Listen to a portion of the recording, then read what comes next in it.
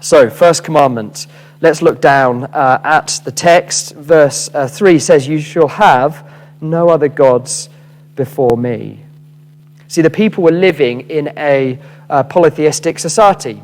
People and society had many different gods to serve their needs, for them to put their trust and belief in. King Nebuchadnezzar, were setting themselves up as gods for the people to worship. But God says, as for you, my followers, my people, you are to worship the one true living God and no other gods.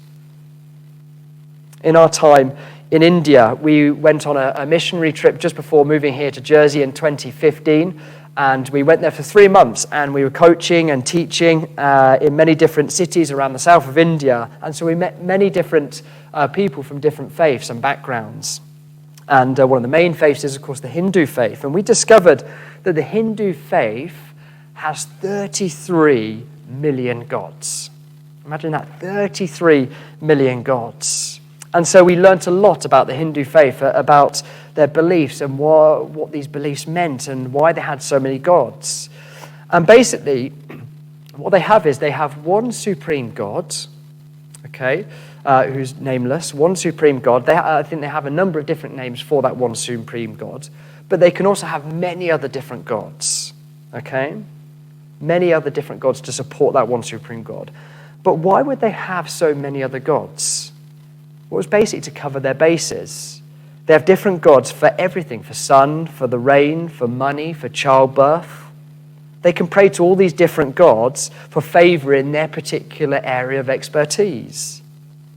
Why the need for so many gods? Well, because although they had a belief in a supreme God, they didn't know the character and the identity of that supreme God. They didn't know who that supreme God was. And so they had to make up other gods to represent divine power over all these other areas of life that had need for them. The God of the Bible, the one true God, we see is revealed to us through the accounts of the Bible.